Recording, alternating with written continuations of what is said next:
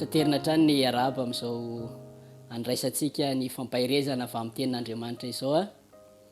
Ary hitantsika fa manana tombontsoa isika amin'ny mahazanak'Andriamanitra antsika.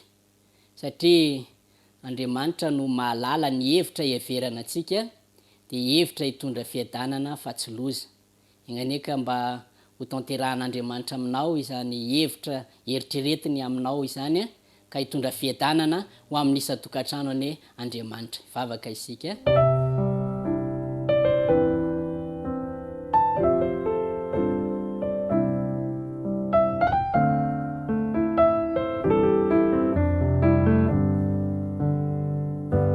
Sotranao zay Andriamanitra satria manatombontsoa indray iain'ny teninao avy amin'ny alalan'ny teny ny soratra masina.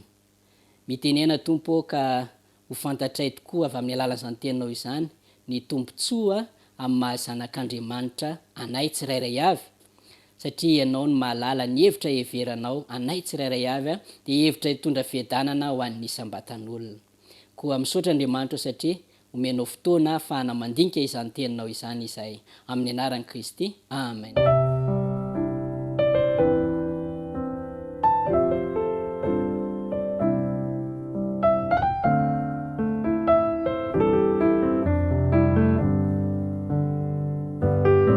Ao amin'ny bokin'ny Filipianina toko faharoa andininy fahatelo ambin'ny folo indray no andraisantsika fampahirezana amin'izao fotoana izao a. Filipianina toko faharoa andininy fahatelo ambin'ny folo, mivaky toy izao amin'ny anaran'i Kristy. Fa Andriamanitra no miasa ao anatinareo, na ny fikasana na ny fanaovana ahatanteraka ny sitrapony. Fa Andriamanitra miasa ao anatinareo, na ny fikasana na ny fanaovana ahatanteraka ny sitrapony. Mahafinaritra mandray izany tenin'Andriamanitra izany, ary ny lohateny moa dia manao hoe mahalala ny hevitra heverana asy ianao a Andriamanitra. Ka na amin'ny fikasana na amin'ny fanaovana ahatanteraka ny sitrapony izany Andriamanitra izany, dia izy no miasa ty anatintsika tsirairay avy. Ray andro nisy tranga toy izao teo amin'ny tantara isintomana lesona izy ty, ilay antsoina hoe récit imaginaire, na hoe tantara foronina afahana misintona lesona. Ary ny dictionnaire Larousse dia mamaritra an'izany tantara foronina isintomana lesona izany ho azo isintomana lesona marina tokoa. Mahafinaritra izany famaritany dictionnaire Larousse izany. Izao zavatra nitranga tao anatin'ity tantara anankiray ity. Nisy hazo kely anankitelo naniry teo an-tampon-tendrombohitra. Hazo anankitelo naniry teo an-tampon-tendrombohitra. Ireo hazo telo ireo dia eny an-tampon'ny havoana be eny no misy azy ireo, mitazana ny toejava misy rehetra zany izy. Dia nitombo teo ireo hazo ireo, ary tafaresaka izy telo. Ny voalohany dia niresaka manao hoe za rehefa lehibe dia mba tiako zany rehefa lehibe ny ho tonga vata sarobidy hitoeran'ny arety sarobidy, tsy tapesipesiana. Mba tiako ny ho toy izany ozy izy, tonga vata sarobidy hitoeran'ny arety sarobidy tsy tapesipesiana. Ilay hazo kely faharoa indray dia niresaka toy izao: za lefa lehibe dia mba tiako ny ho tonga sambo lehibe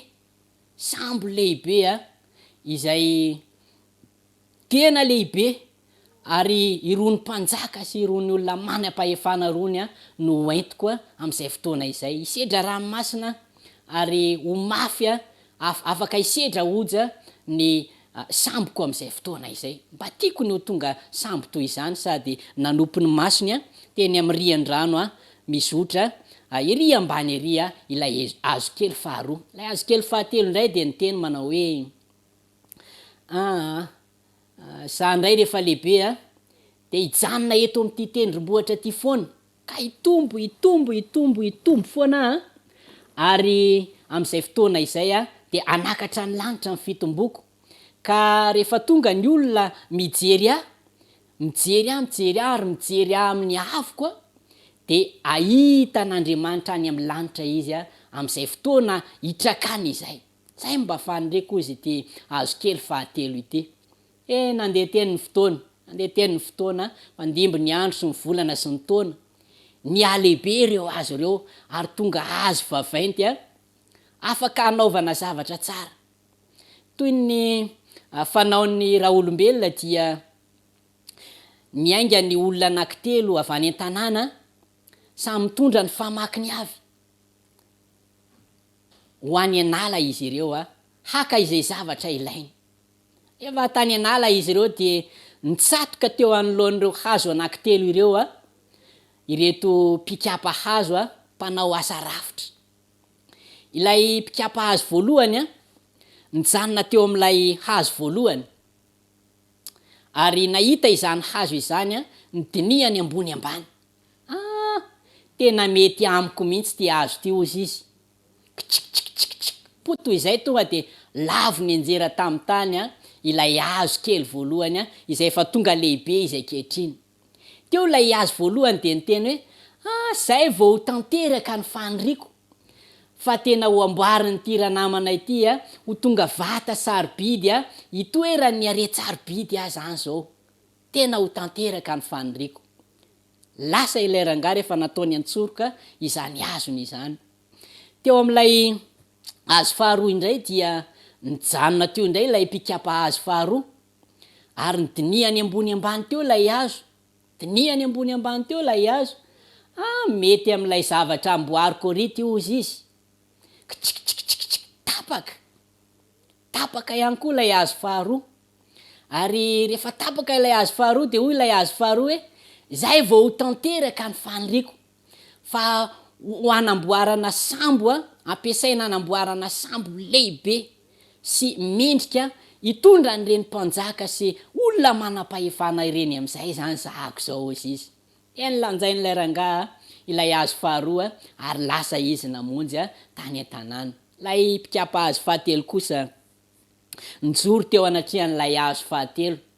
Ilay hazo fahatelo de nanam-paniriana hoe hijanona eo foana ary aniry ho avo, ka rehefa mijery azy sy ny ahavony ny olona de hipaka amin'ny lanitra ny fijeriny ary hitan'Andriamanitra izy. Zay mba faniriana io hazo kely fahatelo io, izay efa lehibe izy ankehitriny. Efa nidinian'ilay mpikapa hazo fahatelo ambony ambany teo izy de tapaka ny heviny fa notapahan'ilay hazo kely fahatelo izay efa lehibe ankehitriny, ary nataony atsoroka de lasa izy nandeha namonjy tany an-tanàna. Efa tonga tany an-tanàna ireo mpikapa hazo ireo. Ilay voalohany de nanamboatra n'ilay hazo izay noentiny ho tonga finanan'ny biby sakafo. Narafitra ny teo zany de mety amin'ilay fanamboarana finanan'ny biby sakafo mihitsy ty, am'le anamboarako azy mihitsy ozy izy. De gaga ilay hazo kely voalohany fa tsy ho tonga vata sarobidy hitoeran'ny are-tsarobidy ary ve no nieritreretiko mba fikasako, nefa to ohatry ny finanan'ny biby sakafo aty, zany ve sisa no anjarako. De teo foana izy nandritra ny fotoana rehetra. Lay mpikapa hazo faharoa rehefa tonga tany amin'ny orinasa ny fanamboarany izay zavatra ataony de nampiasa izany hazo kely faharoa izany ho anisan'ireo hazo nandrafetana ilay sambo kely izay namboariny. Mpanarato mantsy no ny komandy anio sambo io zany, sambo kely, sambo mpanarato. Tena rafitra ny teo de nety tsara tam'ilay sambo mpanarato ilay hazo faharoa. Zao ve zany sisa zao ozy izy lay hazo faharoa, to sambo kely tsy zarizary. Rehefa nandeha teny ny fotoana de ohatrin'ny fofona trondro maimbo zany no eno, satria maty ny trondro de mbola tavela ela be eo amin'ilay sambo eo, de izany no ohatry ny enon'ilay hazo kely faharoa. Ary misy trondro mipelipelika zany, trondro voavelona indray zany hazo mpanarato zany, ohatr'ohatr' zany ny zavatra ny ainany. To tsy mba misy mpanjaka sy manam-pahefana mihitsy zato no entiko zato ozy izy. Nandeha teny ny fotoana ilay mpikapa-hazo fahatelo kosa rehefa nitondra n'lay hazo izay nentiny avy teny tendrombohitra de nanipy izany teo amin'ny antota-kazo izay efa nisavovony, natsipony teo fotsiny zany hazo zany eto tia mandra-pahitako zay anaovana azy izy de natsipony teo amin'ny antota-kazo teo de lasa izy. Andeha teny ny fotoana izao ny zavatra nitranga rehefa nitsingerina ny volana sy ny taona. Indray andro rehefa alina anankiray no niseho ny tantara, injany misy olona mandroso ao amin'ny tokantrano, ao amina toerana anankiray tô misy biby ao anatiny, ary ilay toerana amin'io tô tsy toerana tokony hatoriana olona, kanefa ninjany misy olona tamy tô mpivady nandroso tao amin'ilay toerana misy biby ao anatiny, ary noraisiny lay finanam-bilona de nasiny finanam-biby sakafo de nasiny vilona teo amboniny ary nasiny lamba. Zany zavatra nitranga, gaga lay hazo kely voalohany, inona ary zany zavatra manjoana zany. De rehefa nasiny lamba de injay naheno feoana zazakely manao hoe teraka lay zazakely de napetraka teo amboniny zany finanam-biby sakafo zany izy. De rehefa mipetraka teo izy de jerena, variana ny reto reniny mijery an'ilay zaza, ary tany alavitra tany nisy mpiandrondry naharay hafatra hoe makanesa amin'io toerana io nareo fa misy surprise ho anareo ao, misy zava-tsarobidy, misy olo tsarobidy ho aseho anareo ao. Tany alavitra tany indray avy any Antsinanana de nisy magy lehilahy olon-kendry zany nasaina ihany koa anatina n'io toerana io, miaraka amin'ny fanomeza tsarobidy teny an-tanany avy ireo magy ireo. Rehefa nandeha fotoana de tonga teo amin'io toerana fitoerana biby io ireto mpiandrony reto, ary avy de nekoaka teo anatrehan'ilay zazakely voateraka. Ary rehefa tonga koa ireto magy telo ireto de nitondra ilay fanomeza tsarobidiny, napetrany teo amin'ilay zazakely eo akaikin'ilay zazakely izy amin'ny fanomeza tsarobidiny izany. Volamena miora sy ireo zava-manitra sarobidy napetrany teo amin'ilay zazakely. Teo voatsaron'ilay hazo kely voalohany hoe tanteraka ny faniriako izy, fa tena tonga fitoeran'ny are-tsarobidy indrindra maneran-tany ankehitriny, satria ny mpanjaka sy ny tompony eto ambony koa ary are-tsarobidy ireto manotrina anazy ireto avy amin'reto vahiny avy lavitra ireto. Tanteraka ny faniriako izy ilay hazo kely voalohany, tena nitoeran'ny are-tsarobidy tokoa aty ary faly ankehitriny ilay hazo kely voalohany. Nandeha teny ny fotoana dia rehefa nandeha teny ilay sambo kely, sambon'ny mpanarato, de injao nisy lehilahy teny manao hoe ampiakaro amin'io sambo io ahako. De niakatra teo amin'io sambo io lay lehilahy vahiny anankiray, ary rehefa nandeha namakivaky ny ranomasina ireto mpiaraka mpanarato sy niaraka niatsambo tamin'io sambo kely io, de nisedra onja sy tafiotra zareo, avy ny oram-baratra, avy ny tafio-drivotra, ary ny laovaky ity sambo kely mba nieritreretiny hoe izao de ho sambo mafy be hitondra ny mpanjaka sy ny manam-pahefana. Lay vahiny nandroso tao amin'ilay sambo nefa tamin'ny fotoana io de natory, ary nofoazany reto tatsambo izay ohatrany efa reraka sy tena ketraketraka ilay vahiny nofoazany manao hoe mifoaza fa maty isika. De nitsangana io vahiny io ary niteny tamin'ny tafio-drivotra sy ny ranomasina manonja manao hoe mitsahara mangina. De tonga de nangina ny tafio-drivotra sy ny tafiotra, ary teo lay sambo kely faharoa vao tonga saina nanao hoe tena tanteraka ny faniriako, satria tena manam-pahefana sy mpanjaka lehibe ty hoentiko ty, satria na de ny ranomasina sy ny tafio-drivotra de manaiky azy. Ny tompo sy ny mpanjaka no entiko izy, tanteraka ny faniriako ankehitriny, ary masamy sedra onja ankehitriny, satria tsisy onja afaka hanafitra ahy satria hain'io olona entiko ny mampitony izany tafiotra izany. Tanteraka ny fanirin'ilay hazo kely faharoa. Inona indray zava-nitranga taty aoriana, nandeha teny ny fotoana, injay nisy tabataban'olona marobe, nitoy ihany ny tabataba, omboy e. De inona zavatra nitranga, injay nisy nibata ilay hazo fahatelo teo am'ireo antotakazo izay nisy anazy, nisy mibata izy, ary ilay mibata anazy de nitaritarika azy hatrany amin'ny avo tendrombohitra avo, nananika tendrombohitra. Rehefa tonga teny tendrombohitra de natsatoka teo am'izany tendrombohitra izany izy ary nisy olona mifatsiana teo am'ilay hazo. De teo voatsapan'ilay hazo fahatelo manao hoe tanteraka ihany koa ty mifandriko izy izy, fa ilay zanak'Andriamanitra no nifatsiana teto amiko ary nombona teto amiko izy mba ho famonjena n'izao tontolo izao. Ka isaky mijery an'io zanak'Andriamanitra io ny olona de ahita n'Andriamanitra. Ry malala, Andriamanitra no miasa ao anatinao na amin'ny fikasana na amin'ny fanaovana tanteraka ny sitrapony. Tantara iny ahafahana misintona lesona. Nanana ny faniriany tsirairay avy tamin'ireo hazo ireo tanteraka izany. Ianao koa mety manana ny fanirinao, azon'Andriamanitra tanterahana izany amin'ny fotoana ahalalany hoe mahasoanao io toe-javatra io de ho tanterahany aminao izany. Fa andeha tsika hitodika ato amin'ny bokin'ny Hebreo 12 ny 9:30 amin'izany bokin'ny Hebreo izany no anoizatsika ny fampaherezana.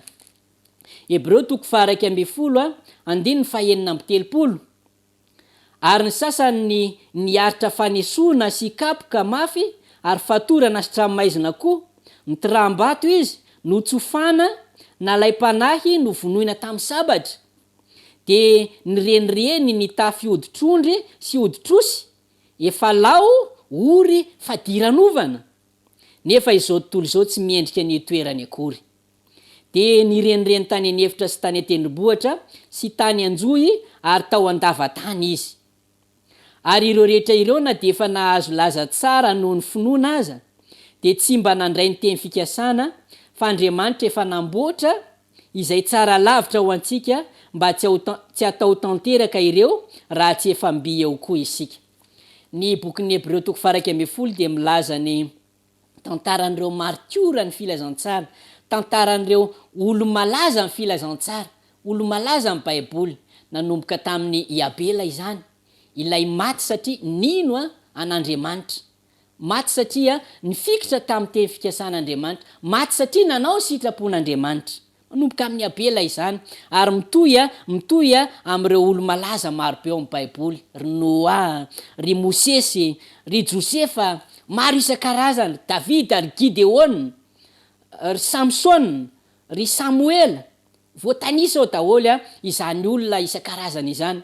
Ary tany sainy ao ihany koa ary ireo tsy voatonina anarana izay voalaza fa niaritra fanesona sy kapoka, niaritra fatorana sy tranomaizina, niaritra tora-bato sahala amin'ny Stefana izany. Ao ireo notsofaina ozy izy, ary ao ireo nalay panahy no vonoina tamin'ny sabatra, ao ireo nitafiana oditrosy de navela ho maina ho azy teny ankodiny teny zany, de mety mifitina be ngambany tsy fantatra tsony. Ao ireo izay natao fadiran'ovana, fa izao tontolo izao izy ny tenin'Andriamanitra de tsy miendrika ny toerana. Maro ireo martiora an'Andriamanitra izay namakivaky ny tantara. Andriamanitra nefa niasa tamin'izy ireny tsirairay avy, mety nanana ny faniriana izy ireny teo amin'ny fiainana, fa rehefa nisafidy ny hanompo an'Andriamanitra izy de hain'Andriamanitra ny nanatanteraka ny sitrapony tamin'ny alalan'ireo mpanompony ireo. Fa tsy mijanona eo ny tantara, fa izao sy ianao no asain'Andriamanitra manohy izany tantara izany.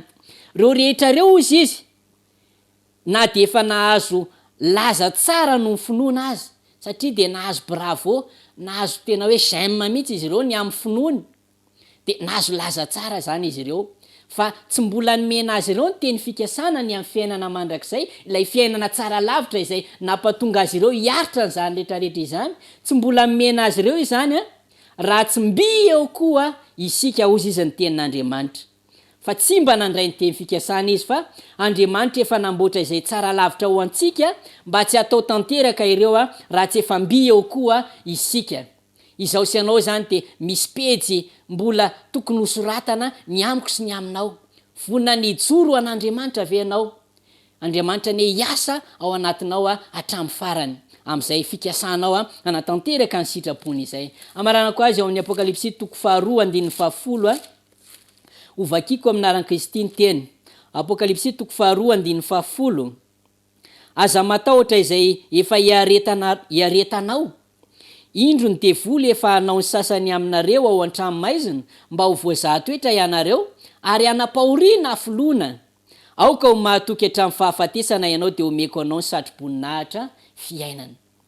Andalo fisedrana mahamay zany izaho sy ianao amin'ny mahazanak'Andriamanitra asa ianao. Tsy hoe rehefa nandray an' Jesosy Kristy ianao dia tonga zanak'Andriamanitra dia hoe milamina sy tsisy kitoatoana mihitsy na tsisy fisedrana mihitsy ny fiainana. Tsia, anisan'ny maneho izany ny fiainan'ireo olona voasoratra ao amin'ny Hebreo 12 ireo. Nisedra zavatsarotra izy ireo. Ho asa ianao ihany koa dia hanapahoriana izao sy ianao. Fa aoka ho mahatoky hatramin'ny fahafatesana ianao izy dia omena anao ny satroboninahitra fiainana. Na toy inona lalana izoranao rehefa mametraka ny fiainanao amin'Andriamanitra ianao. Na toy inona fanirianao rehefa mametraka ny fiainanao amin'Andriamanitra ianao dia Andriamanitra mahay manatanteraka ny tsara lavitra ho anao dia fiainana mandrakizay amin'ny fiainana ho avy. Andriamanitra ne tahiry asa ianao, asy ny ankonanao ihany koa mba ho amin'izay fiainana mandrakizay izay ka any amin'ny rahona lanitra amin'ny fotoana rehefa tsy tafahoana ety amin'ity tany fandalovana ity izao sy ianao. Ombanao sy ny ankonanao any Andriamanitra. Amen.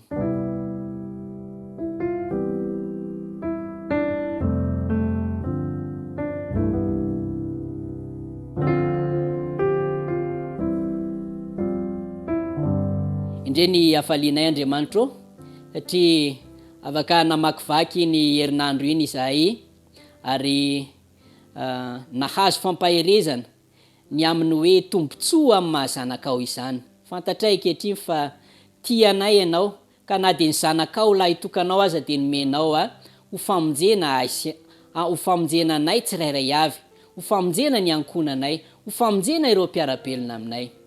Andriamanitra misaotra noho izany fitiavana lehibe tapitrohatra natosaka ao taminay tsirairay avy izany. Nosokafanao tokoa ny varavaran'ny lanitra ka nomenao fitahiana manana ambiampy izay ary toloranao famonjena ihany koa. Andriamanitra amin'ity famaranana izao fampaherezana izao dia tiako ny mitondram-bavaka ny mpiaino, ny mpijery tsirairay avy ka mba ho tahinao amin'ny fitahianao rehetra ny tsirairay avy amin'izy ireo.